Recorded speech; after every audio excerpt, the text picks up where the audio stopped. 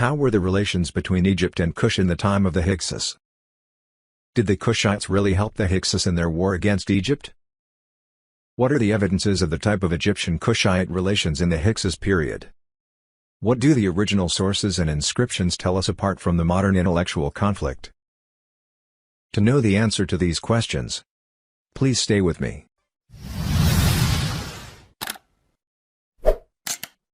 I'm Nazi Suleiman, an Egyptian archaeologist. I'm going to tell you more about Afrocentric.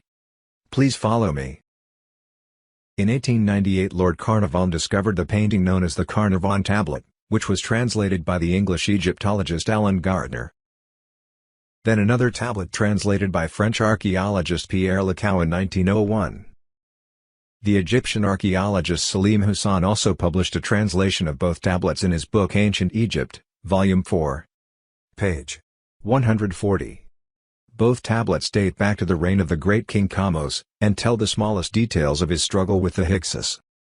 The king was in his palace and in the midst of his entourage. Then he said to them, "I want to know the extent of my strength.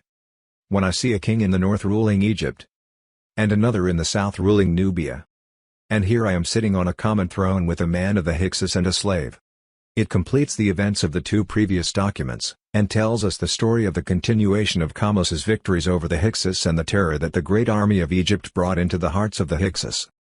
The two documents also tell us the story of the spoils that he obtained from capturing a messenger sent by the king of the Hyksos, Apophis, to deliver a message from him to the king of Kush in Upper Nubia, in which he asks him to help and attack Egypt from the south while Kamose was busy in his wars in the north.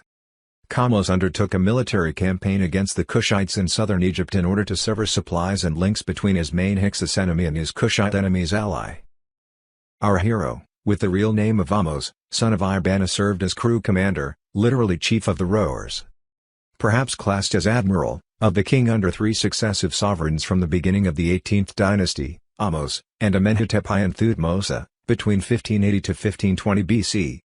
And Ahmose ibn Abana tells us about more details of these battles in the north and south and how the Egyptian army attacked its enemy in Kush and took the Kushite king prisoner and then killed him in Egypt. He also tells us about the battles fought by King Ahmose, then King Amenhotep I, against the Kushite enemies of Egypt in the south.